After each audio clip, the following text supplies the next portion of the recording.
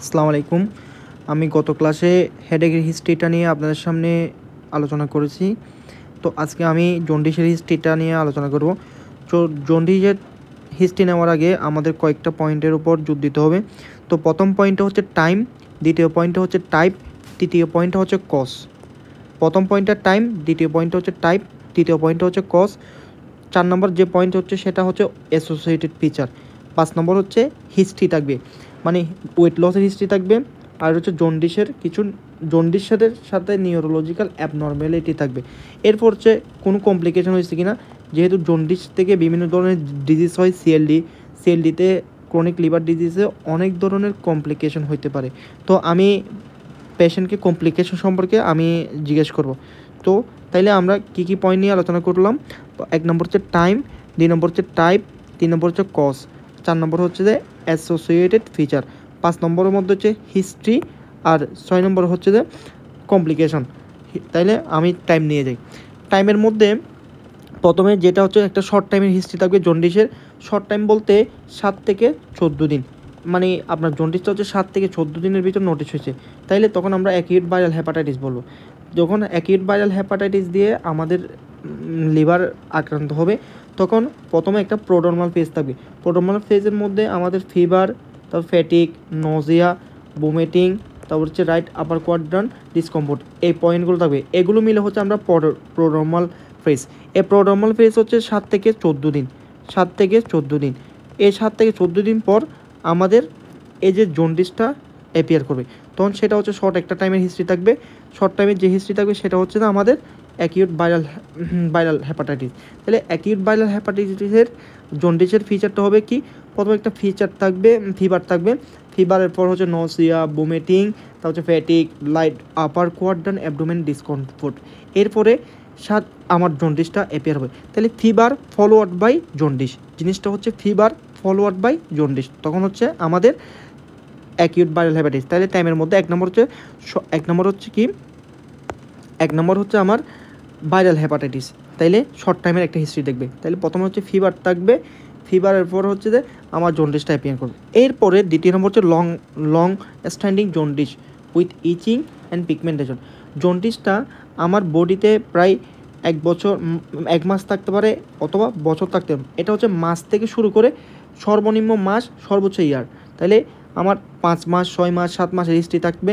তখন এত জন্ডিস যখন এত হয়ে যাবে, তখন হচ্ছে আমার শরীরে ইচিং, পিগমেন্টেশন এগুলো হবে। তখন আমরা হচ্ছে প্রাইমারি বিলিয়ারি সিরিওসিসটাকে ডিটেক্ট করতে পারি। তাহলে প্রথমে টাইমের ক্ষেত্রে দুইটা গেল। 1 নম্বর হচ্ছে শর্ট হিস্ট্রি, আর একটা হচ্ছে লং হিস্ট্রি। শর্ট হিস্ট্রি কীরকম? একটা পেশেন্টের ফিভার হয়েছে, ফিভার হওয়ার পর ওর হচ্ছে আপনার জন্ডিসটা দেখা দিয়েছে, ফিভার চলে গেছে, এরপর জন্ডিসটা দেখা গেছে, তখন হচ্ছে শর্ট টাইম, তখন একটা অ্যাকিউট ভাইরাল হেপাটাইটিস হিসেবে আমরা চিন্তা করতে পারি। এরপরে আরেকটা লং স্টে, একটা পেশেন্টের অনেক দিন ধরে জন্ডিস, সাথে ওর ইচিং আছে, স্কিন পিগমেন্টেশন হয়ে গেছে, তখন আমরা সেটা প্রাইমারি বিলিয়ারি সিরোসিস বা আদার্স কজগুলো ধরতে পারি। তো এখন হচ্ছে আমার একটা প্রথম যে পয়েন্টটা বললাম সে পয়েন্ট হচ্ছে টাইম। দ্বিতীয় নম্বর পয়েন্টটা হচ্ছে টাইপের মধ্যে আমি প্রি হেপাটিক, পোস্ট হেপাটিক এই টাইপটা বোঝাচ্ছি না। এই টাইপের মধ্যে আমি কিছু কোয়েশ্চেন ভ্যারাইটি বলতেছি, সেটাই আপনাদেরকে বোঝাচ্ছি টাইপের মধ্যে। তো প্রথমে আপনাদেরকে এই জন্ডিসটার সাথে নজিয়া, অ্যানোরেক্সিয়া, ভমিটিং আছে কিনা, যদি এগুলো থাকে তখন আমরা চিন্তা করে নেব এটা হচ্ছে ভাইরাল হেপাটাইটিস। আর যদি অথবা ড্রাগ ইনডিউস হেপাটাইটিস, তাইলে যদি জন্ডিসের সাথে অ্যানোরেক্সিয়া, নজিয়া, ভমিটিং থাকে, তখন আমরা কি মনে রাখবো? ভাইরাল হেপাটাইটিস অথবা ড্রাগ ইনডিউস হেপাটাইটিস। এখন 2 নম্বর হচ্ছে নেচার মানে জন্ডিসটা আমার শরীরে কতদিন থাকতেছে, অথবা জন্ডিস বলতে আমরা বিলিরুবিনটাই তো বোঝাই। তো বিলিরুবিনটা কীরকম থাকতেছে, অত কমতেছে নাকি বাড়তেছে, তো সেটার উপর জন্ডিসের নেচারটা বাড়বে। এখন হচ্ছে 1 নম্বর হচ্ছে স্ট্যাটিক অর ইনক্রিজিং। তো স্ট্যাটিক অর ইনক্রিজিং মানে হচ্ছে বিলিরুবিনটা হচ্ছে যে কনস্ট্যান্ট থাকবে, স্ট্যাটিক মানে কনস্ট্যান্ট, অথবা ইনক্রিজ হবে। মানে বিলিরুবিন আজকে যদি 7 থাকে, 7 বরাবর অনেক দিন থেকে গেছে 1 মাস ধরে, এরপর দেখতেছি 7 থেকে 8 হয়েছে, 8 থেকে 9 হয়েছে, এভাবে বাড়তে। তাহলে প্রথমটা হচ্ছে নেচারের মধ্যে, 1 নম্বর হচ্ছে স্ট্যাটিকের মধ্যে আমি আপনাদেরকে বোঝাতে পেরেছি। প্রথমটা হচ্ছে তাইলে স্টাডিকের কজ কী করতে পারে? Carcinoma, primary biliary cirrhosis, primary sclerosing cholangitis. তাহলে এই তিনটা কজ আমরা চিন্তা করব। এরপরে আমরা যেটা মনে রাখবো, রিকারেন্ট জন্ডিস কি? একটা মানুষের প্রথমে জন্ডিস হয়েছে, এরপর সে জন্ডিস থেকে ভালো হয়ে গেছে, এরপর পুনরায় আবার জন্ডিস হয়েছে, এটা হচ্ছে রিকারেন্ট। মানে একটা মানুষের প্রথমে জন্ডিস হবে, সে তারপর জন্ডিস থেকে ভালো হয়ে যাবে, এরপর পুনরায় আবার জন্ডিস হবে, এটা হচ্ছে রিকারেন্ট জন্ডিস। তো রিকারেন্ট জন্ডিস এরকম একটা যখন হিস্ট্রি থাকবে, তখন আমরা Wilson disease, haemolytic anaemia, Gilbert syndrome হিসেবে চিন্তা করতে পারি। এরপর ফ্লাকচুয়েটিং মানে হচ্ছে প্রথমে ফ্লাকচুয়েটিং মানে জন্ডিসের মাইল্ড হবে, এরপর হচ্ছে সেভিয়ার হবে, আবার মাইল্ড হবে, আবার ভেরি সেভিয়ার হবে, অথবা কখনোই কিন্তু জন্ডিসটা ভালো হবে না, মানে জন্ডিসটা কমবে বাড়বে, কিন্তু কখনোই নর্মাল হবে না। মানে ধরুন আজকে জন্ডিসটা আমরা বিলিরুবিন দিয়ে তো মাপি, তো প্রথমে বিলিরুবিন যদি 10 থাকে, এরপর আবার 7 হয়ে যাবে, এরপর আবার 10 থেকে বাড়তে হইতে পারে, আবার কম হইতে পারে, এভাবেই থাকবে ফ্লাকচুয়েট মানে ওঠানামা করবে। তখন আমরা যে কী বলি, এটা কজ হিসেবে আমরা চিন্তা করি কোলোইডোকোলোলিথিয়াসিস, এটা হচ্ছে কমন বাইল থেকে যে স্টোন হয়, এরপর স্ট্রিকচার, এরপর হচ্ছে প্যানক্রিয়াটাইটিস। তাইলে আমরা নেচারের মধ্যে আমি আপনাদেরকে আবার স্ট্যাটিক, রিকারেন্ট, ফ্ল্যাকচুয়েটিং। স্ট্যাটিক মানে কি? জন্ডিসটা বিলিরুবিনটা কনস্ট্যান্ট থাকবে অথবা ইনক্রিজ হবে। রিকারেন্ট মানে কি? জন্ডিসটা থাকবে, আবার চলে যাবে, আবার আসবে। আর ফ্ল্যাকচুয়েটিং মানে কি? জন্ডিসটা মাইল্ড হবে, সেভিয়ার হবে, আবার মাইল্ড হবে, আবার বেড়ে যাবে, কখনোই ভালো হবে না। তো এগুলো কজটা আপনাদেরকে আমি বলছি, আবার আপনারা একবার দেখে নেবেন। এরপর হচ্ছে আমরা নেচার অফ জন্ডিসের মধ্যে 1 নম্বর হচ্ছে নেচার অফ জন্ডিসের পর আমরা দেখতেছি কালার অফ ইউরিনটা যদি নর্মাল কালার হয় আমার হচ্ছে হিমোলাইটিক অ্যানিমিয়া, ইউরিনটা যদি ইয়োলিশ হয় তখন হচ্ছে হেপাটোসেলুলার জন্ডিস, ইউরিনটা যখন dark or mustard oil colour হবে তখন হচ্ছে অবস্ট্রাকটিভ জন্ডিস।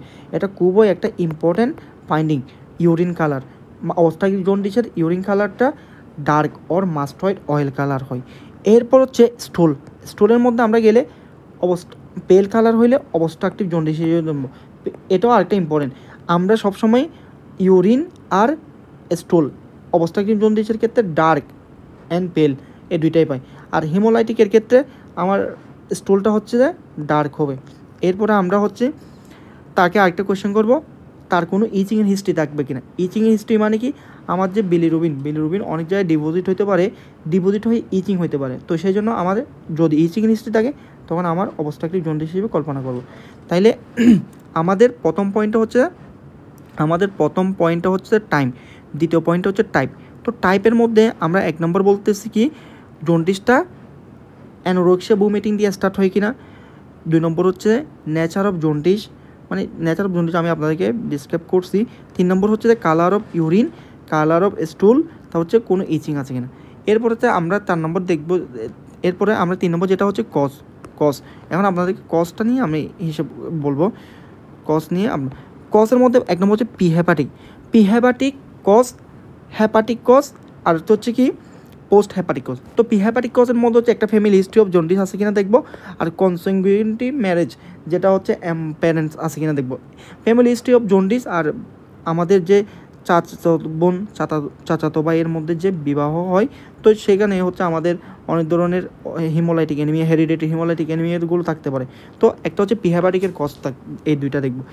এরপরে আমরা হেপাটিক মানে হচ্ছে আমরা হেপাটাইটিস বি যেটা আছে সেটার কীভাবে ছড়ায় সেগুলো মনে রাখলে আমরা পারবো।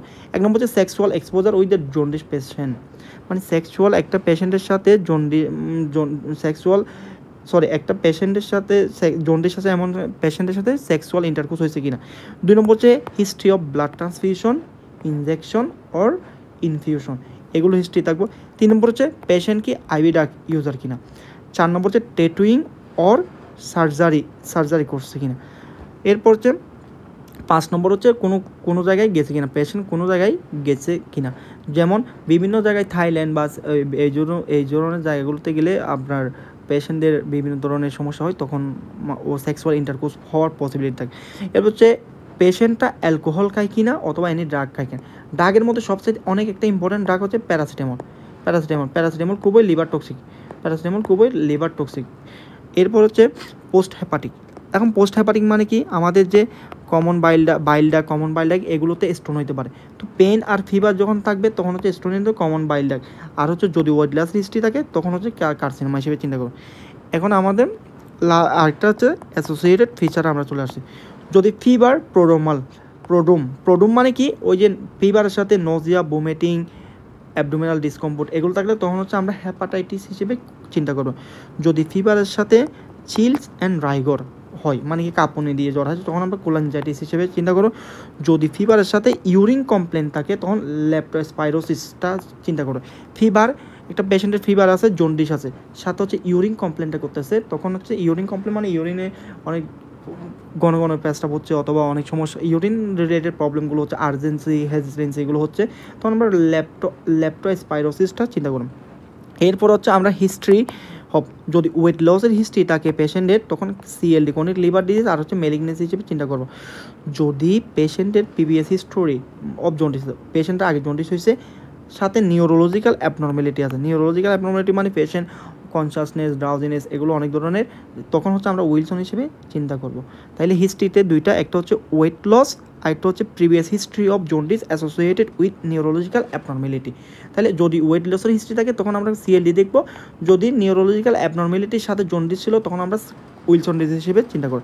এখন আমরা লাস্টটা চলে আসছি, আমাদের হচ্ছে আস্ক অ্যাবাউট কমপ্লিকেশন। তো কমপ্লিকেশন হিসেবে যদি আমি প্রথমে পেশেন্টের কনসাসনেস ঠিক আছে কিনা সেটা দেখব। যদি কনসাসনেস ঠিক না থাকে তখন আমরা এনকেফালোপ্যাথি হিসেবে দেখব। যদি পেশেন্টের হিয়ার লস থাকে, লেবিডো লস হয়ে যায়, ইরিমা থাকে, অ্যাসাইটিস, তারপর হচ্ছে ব্লিডিং ম্যানিফেস্টেশন, তখন chronic liver disease, stigma of the সিএলডিগুলো আমি দেখবো আর কি, এখানে এইগুলো। তো আমাদের তাইলে এটাই ছিল জন্ডিসের হিস্ট্রি কি। তো প্রথমে আমি আপনাদেরকে শর্ট হিসেবে যখন আবার একবার সামারি করব, প্রথমে আমরা কী নিব, type, cause, associated fever, history of weight loss, history of jaundice, neurological abnormality, ask about complication. এভাবেই আপনারা সুন্দর করে জন্ডিস হিস্ট্রিটা নেবেন। আজকেই এতটুকু আপনাদের সাথে, সবাইকে ধন্যবাদ। আসসালামু আলাইকুম।